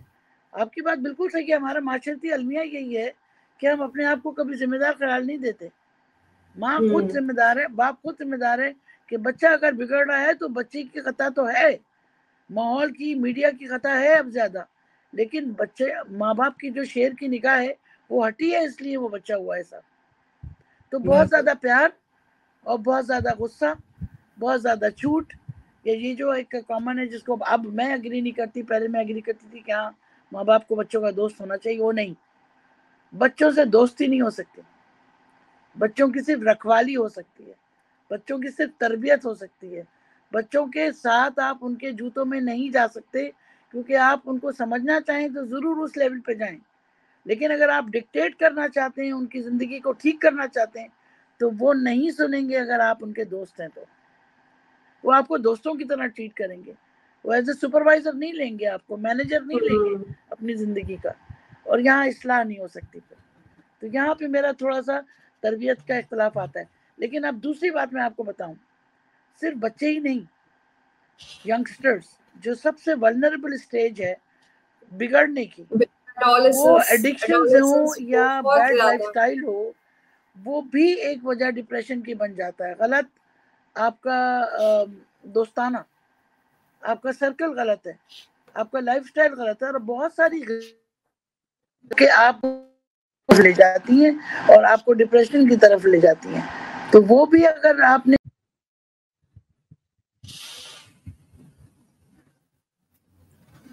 जी डिस्कनेक्शन दोबारा आएंगी। हाँ आ गई हैं अस्मा। तो चलो मिल जाएंगी, हम अगर थोड़ा सा तवज्जो देंगे अपने दोस्त। कोई दोस्त मेरी डिप्रेस है और मैं उस पर जरा टाइम दूं तो निकल आएगा, वो रोएगी मेरे कंधे पे, मुझे पता चल जाएगा क्यों डिप्रेस है। अब हम क्या करें as a friend, as a parent, as a colleague, as a partner, as a life partner, हमारी क्या जिम्मेदारी? We have to be good listeners. हमें बोलना नहीं शुरू करना चाहिए, हमें सुनने की आदत डालनी चाहिए। हम सब में इंक्लूडिंग मी आदत है पहले बोलते हैं बाद में सोचते हैं।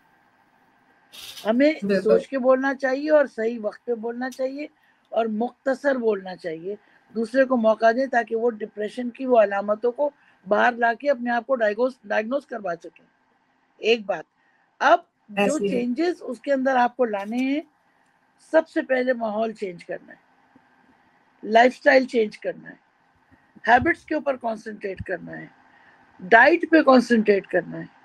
Exercise is one of the best anti depressants. बिल्कुल स्विमिंग हो गई, डेली वॉक हो गई। अभी मैं एक प्रोफेसर को सुन रही थी, साइकोलॉजिस्ट को, वो कहने लगे कि मुझे सिर्फ आप ये 3 चीजें दे दें, मैं اینٹی ڈپریشن کے خلاف کھڑا ہوں. صبح میں جلدی اٹھنا, صبح کی 45 منٹ کی واک ڈیلی, پانی, اچھی نیند اور اچھے دوست. مجھے اینٹی ڈپریسنٹ نہیں چاہیے. اینٹی ڈپریسنٹ کی اپنی خرابیاں موجود ہیں, ایڈکشنز ہیں.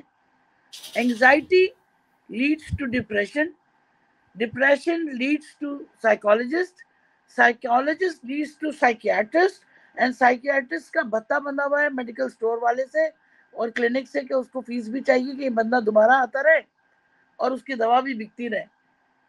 اچھا, میں اسی طرف آ رہی تھی کہ ہمارے گھر والے جو ہے وہ کیئر سے بھاگتے ہیں اور وہ لے جاتے ہیں سائیکالوجسٹ کے بجائے psychiatrist. O my God, please check کیجیے گا.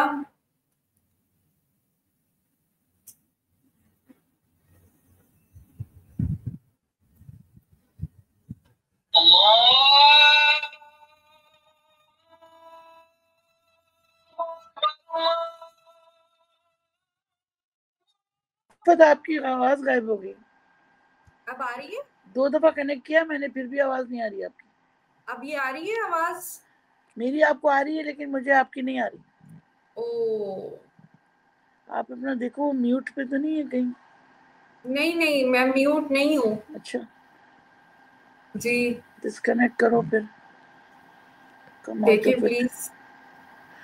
یہ کچھ مختلف لینگویج میں آ رہا ہے وہ. او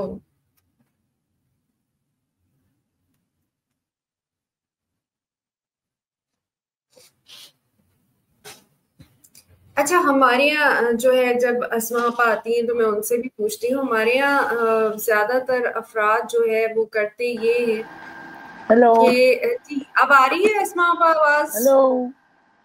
جی ہیلو, آواز آ رہی ہے؟ نہیں آ رہی. مجھے آپ کی آواز نہیں آ رہی. او, آپ کی یہ طرف کیا سے ہو کچھ گیا ہے. اچانک؟ نہیں, ہمارا میری مائک طرف تو سے. ٹھیک ہے. آپ اپنا مائک چیک کریں. جی بالکل ٹھیک ہے, 1 منٹ رکے, میں کرتی آپ کا ہوں. شاید بلوٹوتھ میں کچھ مشکل ہے. ڈائریکٹ پہ آ جاؤ. نہیں آ رہی. آپ کو میری آواز آ رہی ہے اب؟ آپ کی اب بلوٹوتھ آ میں رہی ہے مشکل ہے آواز؟ بیٹا. اسما آپا آپ مجھے سن پا رہی ہیں؟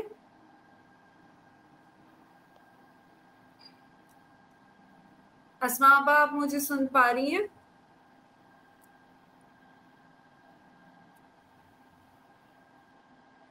نہیں آ رہی ہے آپ کی آواز. او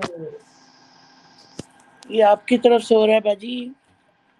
نہیں, میری ہماری طرف سے طرف نہیں سے ہو تو رہا, آواز یہ آپ کی کو جا طرف رہی ہے. سے ہو رہا. میرا مائک آن ہے.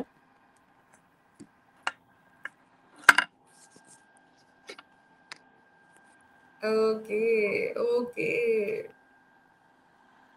ہاں,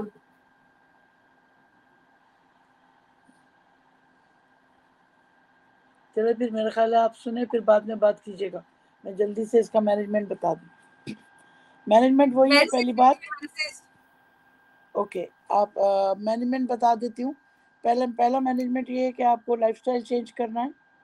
wait itself is a problem. اگر آپ اوور ویٹ ہیں تب بھی آپ ڈپریس ہو سکتے ہیں, انڈر ویٹ ہیں تب بھی آپ ڈپریس ہو سکتے ہیں.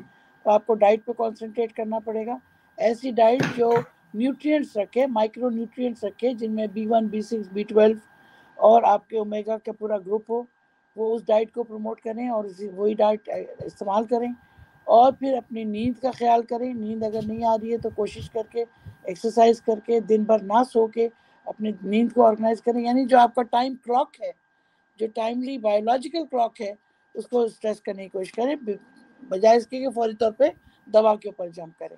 اب آ جائیے ان غذاؤں پہ جو آپ کو ڈپریشن سے نجات دیتی ہیں. بہت ساری غذائیں ایسی ہیں کہ جن میں سیروٹونن اور ڈوپامین کو انہانسمنٹ ملتا ہے, جس کے اندر کافی جو ہے وہ آپ کے اینٹی ڈپریسنٹ ہے, اس لیے کہ اس کے اندر کیفین ہے, اور کیفین کے ساتھ اگر گینوڈرما ملا ہوا ہے تو وہ خود اینٹی ڈپریسنٹ ہے, اسٹریس بسٹر ہے. آپ کی جو ڈوپامین ریلیز کو, اسی لیے کہتے ہیں نا کہ لوگوں کا ڈپریشن ختم ہو جاتا ہے اس کافی سے, کیونکہ یہ آپ کا سیروٹونن لیول کو انکریز کرتا ہے. تو پھر ایک دو دھاری تلوار ہو گئی, ایک تو کیفیر, یہ مل کے آپ کو ایز این اینٹی ڈپریسنٹ آپ جتنا چاہیں پی لیں. You will motivate your brain, you will motivate your body, and physiological antidepressant آپ کو مل جائے گا. دوسری چیز ہے آپ کا ایکسرسائز. ایکسرسائز وہ ہونی چاہیے جو آپ کو سویٹ کر دے, آپ کے ہارٹ ریٹ کو 120 تک لے جائے اور آپ کو ڈائیورٹ کر دے.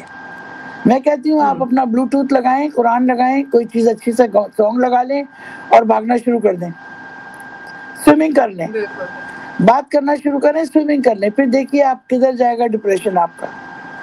اور تیسری چیز ہے نیند. نیند کے لیے آپ کو لوری کی ضرورت نہیں ہے, ذکر ہے. ذکر آپ کرنا شروع کریں گے, یہ میرا ذاتی تجربہ ہے, شیطان آپ کو ذکر کرنے نہیں دے گا, نیند لے آئے گا. تو یہاں پر شیطان کی کامیابی کے لیے ہم دعا کرتے ہیں کہ ہمیں وہ نیند لے آئے, لیکن ہمیں اپنی تسبیحات پڑھ کے ہمیں نیند کو ہم بلا سکتے ہیں. ذکر کریں گے تو تطمئن القلوب, دلوں کے اطمینان گئے, اللہ کا ذکر اطمینان ہوگا تو خود ہی نیند آئے گی. اور میں چھوڑ دیں, میں چھوڑ دیں, میں نے یہ کر دیا, مجھ سے یہ ہو گیا, میں یہ ہوں, میں وہ ہوں. Superiority complex it self is an inferiority complex. اپنے آپ کو بڑا سمجھنا, دوسروں کو غلط ثابت کرنا اور بار بار اپنی دوسروں کی تصحیح کرتے رہنا, یہ بھی ایک عادت ہوتی ہے. اس میں آپ کہیں نہ کہیں اپنے آپ کو خوش کر رہے ہوتے ہیں کہ دیکھو مجھے تو اس سے زیادہ پتہ ہے, لیکن آپ دوسرے کو ڈپریس کر رہے ہوتے ہیں. تو یہ جو نفسیاتی حربے ہیں نا, ان سے بھی لوگوں کو بچانا ہے, کیونکہ بعض اوقات ماں باپ کا بھی یہی ہوتا ہے, دیکھو فلاں بچہ ایسا کر رہا ہے, تم نہیں کر سکتے ایسا, فلاں کی تو ڈسٹنکشن آ گئی, تمہاری کیوں نہیں آ سکتی, وہ بھی تو اپنے ماں باپ کا ایک غریب بچہ ہے, میں نے تو تمہیں سب کچھ دیا ہوا ہے. کہنے کا مقصد یہ کہ ہم خود لوگوں کو ڈپریس کر دیتے ہیں اور اس سے ہمیں بچانا ہے. تو پازیٹیو رہنا ہے, پازیٹیو کرنا ہے, اصلاح کرنی ہے, اور نگلیکٹ کرنا ہے. لیٹ گو, لوگوں کی غلطیوں کو لیٹ گو کریں, معاف کرنا سیکھیں. دا منٹ یو لیٹ گو, آپ دیکھیے اس کی پرسنالٹی میں چینج آنا شروع ہو جائے گا.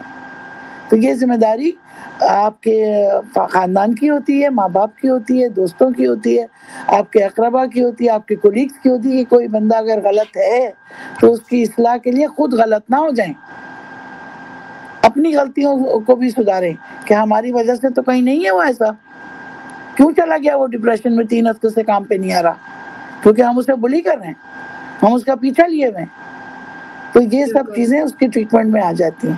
آخر میں پھر آتا ہے آپ کا سائیکالوجسٹ, اور اس سے شرمائیں نہیں. اکثر لوگ شرماتے ہیں کہ مجھے لوگ کہیں گے میں پاگل ہوں, میں روتا رہتا ہوں, میں مرنے کی کوشش کرتا ہوں. میں کیوں جاؤں, میں پاگل نہیں ہوں. یہ لفظ بہت بڑا ہے. معاشرتی طور پہ کوئی شخص اپنے آپ کو نفسیاتی مریض کہلانا سننا بھی نہیں پسند کرتا. لوگ چھپا جاتے ہیں ڈاکٹر سے بھی. میرے پاس لوگ آتے ہیں, میں ان سے پوچھتی ہوں کہ آپ کو اینٹی ڈپریسنٹ تو نہیں دے رہے, کیونکہ اینٹی ڈپریسنٹ سے بھی اسپرم کاؤنٹ اور پریگننسی میں فرق پڑتا ہے. تو میں ان سے پوچھتی ہوں, بعض اوقات ہسبینڈ اٹھ کے جاتے ہیں تو وائف بچاتی ہیں, ڈاکٹر صاحب یہ 3 سال سے اینٹی ڈپریسنٹ پہ ہیں. یہ ساس بتا رہی ہوتی ہے یا بہن بتا رہی ہوتی ہے کہ یہ آپ کو نہیں بتائے گی, یہ اینٹی ڈپریسنٹ کے اوپر ہے. تو یہ ہم لوگوں کی کمزوری ہے کہ ہم اپنی بیماری کو نا نقص سمجھ لیتے ہیں کہ جیسے ہم اس کے ذمہ دار ہیں. ایسا نہیں ہے, بیماری بھی اللہ کی طرف سے, وَإِذَا مَرَضْتُ فَهُوَ يَشْفِينِ, اور شفا بھی اللہ کی طرف سے. تو شفا کے لیے لوگ بھی ہیں, علاج کے طریقے بھی ہیں, اور دوائیں بھی اللہ نے اتاری ہیں. تو آپ پہلے اس مائنڈ سیٹ تو کریں کہ مجھے علاج چاہیے. یہ آپ کا خود کا تجزیہ ہونا چاہیے کہ دیکھو میں بہت ڈپریس ہو رہی ہوں, مجھ سے کام نہیں ہو رہا, مجھے نیند بہت آ رہی ہے, مجھے اپنا تجزیہ کرنا پڑے گا. And don't be ignorant. اگر 2 ہفتے سے زیادہ آپ کی یہ کیفیت ہے یا 1 سال میں انٹرمیٹنٹ ہو رہی ہے تو go to a psychologist, assess کروائیے, ڈائگنوز کروائیے, اور پھر بے فکر ہو جائیے. لیٹ دیم ہینڈل, وہ آپ کو سب چیز بتائیں گے. اور غذاؤں میں آپ ٹھیک کر لیجیے اپنے آپ کو, غذاؤں میں ایسی دوائیں ڈال لیجیے, ایسی غذائیں ڈال دیجیے جو آپ کے برین پہ کام کریں. اس میں آپ کے پاس مورنزی ہے, آپ کے پاس لائنز مین ہے, آپ کے پاس گینوڈرما, یہ نیچرل چیزیں اللہ نے دی ہوئی ہیں. مورنگا ہے, آپ کے یہ ٹرمرک ہے, دودھ اور ٹرمرک برین کی جھلیوں کی سوجن کو کم کرتا ہے. لہسن ہے. تو یہ سب چیزیں ہیں جو آپ کو قدرتی طور پہ بایولوجیکلی ٹاکسنس کو ریموو کرتی ہیں، اور جب ٹاکسنس ریموو ہوں گے تو برین بھی صحیح ہونے لگ جائے گا، برین بھی تو اس کا ایک حصہ ہے نا. تو یہ سب چیزیں اگر ہمارے ذہن میں ہیں تو ہمیں مشورہ کرنے میں جھجکنا نہیں چاہیے. کسی سے کنفائڈ کریں، اپنے آپ کو کم تر نہ سمجھیں کہ اگر میں نے اپنی کوئی بیماری بتا دی، اپنی کوئی غلطی میں نے کر دی، میں نے کوئی بہت بڑا بلنڈر کر دیا، اب میں چھپائے پھروں یا نوکری چھوڑ دوں، مجھ سے غلطی ہو گئی، میں نوکری چھوڑ کے چلا جاؤں تو کیا وہ غلطی صحیح ہو جائے گی؟ نہیں. ایکسیپٹ کریں، اپنی غلطی کو ایکسیپٹ کریں، آپ خود نکل آئیں گے ڈپریشن سے. معافی مانگ لیں، کسی کے ساتھ زیادتی کی ہے معافی مانگ لیں، آپ خود نکل آئیں گے اس ڈپریشن سے. اور یہ ٹیمپریری ٹریٹمنٹ تو ہوگا ہی ہوگا، لانگ ٹرم بینیفٹس میں آپ کی شخصیت کی بھی تربیت ہوگی. تو میں سمجھتی ہوں کہ آج کے لیے ہمارا جو پیغام ہے ہم خواتین کے لیے، بچوں کے لیے، بزرگوں کے لیے اور فیملی فرینڈس کے لیے، کہ ایک دوسرے کو سمجھیں، ایک دوسرے کی کمزوریوں کو ان کے نقص نہ بنائیں، ان کو ایک ڈائیورژن کا طریقہ نہ وہ کریں، اور اصلاح کریں تو اس طرح نہ کریں کہ آپ بہت سپر ہیں، آپ بھی کبھی نہ کبھی اس اسٹیج سے گزر سکتے ہیں. تو جو کندھا دیتا ہے اس کو بھی کبھی کبھی کندھے کی ضرورت ہوتی ہے، اور آخر میں تو ہوتی ہی کندھے کی ضرورت ہے، چار کندھوں پہ ہی جائیں گے. تو اس لیے کندھا دینا سیکھیں کہ تاکہ لوگ آپ کو کندھا دے سکیں، چاہے وہ اصلاح ہو، چاہے وہ دوا ہو، چاہے وہ مفید مشورہ کے صدقہ ہو، یا وہ ٹریٹمنٹ لائن آف ایکشن ہو. یہ چیزیں آپ کو سمجھنی پڑیں گی، تبھی ہم ایک معاشرے کا ایک فعال کردار ادا کر سکتے ہیں. تو میں سمجھتی ہوں کہ آج کے لیے اتنا کافی ہے. برین لوگ پریشان ہو جائیں گے بہت زیادہ پڑیں گے، تو آپ اپنی بات کر کے ختم کریں تاکہ پھر ہم لوگوں کی دعائیں لیں. جزاک اللہ خیر کثیرا. جزاک اللہ بارک اللہ فیک. اچھا، میں یہ بتاتے ہوئے خوشی محسوس کر رہی ہوں، میں ابھی دیکھ رہی تھی، میں نے فرسٹ ٹائم جو ہے انسٹاگرام پہ میری جو پروفائل ہے اس پہ بھی اس کو لائک کیا ہے، اور ماشاءاللہ وہاں پر بھی میں دیکھ رہی ہوں کہ اس وقت وہاں پر بھی لوگ جو ہے ہمیں دیکھ رہے ہیں، جس کی مجھے ذاتی طور پر بڑی خوشی ہو رہی ہے ماشاءاللہ سے. تو آپ لوگ ضرور کمنٹ کیا کریں. ڈاکٹر اسما منیر ماشاءاللہ سے بہت ہی زبردست ہمارا فخر ہیں، ڈاکٹر ہیں اور آئی وی ایف اسپیشلسٹ ہونے کے ساتھ ساتھ میل نیوٹریشن پر بھی کام کر رہی ہیں یونائٹڈ نیشن کی انسم کے ساتھ، جس کی وہ برانڈ ایمبیسڈر ہے ڈاکٹر لنسی جگ کے ساتھ. اور ظاہر ہے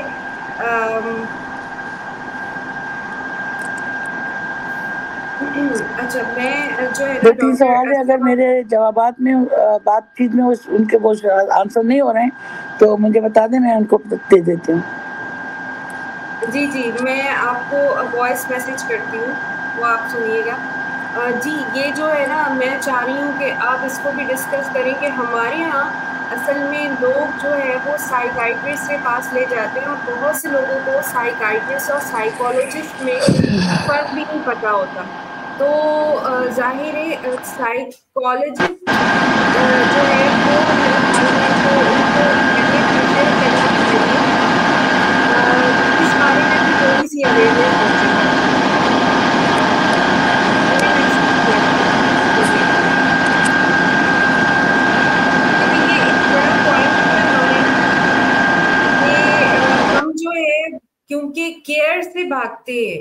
ایسا اگر گھر میں کوئی مریض، ہم خود پہلے تو اس کو اپنے بیہیویئر سے، جیسے ڈاکٹر صاحبہ نے بتایا کہ ہم خود ایک غلط رویہ اختیار کرتے ہیں، جس کی وجہ سے وہ جو پریشانی ہے وہ ایک مرض بنتا جاتا ہے، کیونکہ وہ اس سے نکل نہیں پا رہا ہوتا.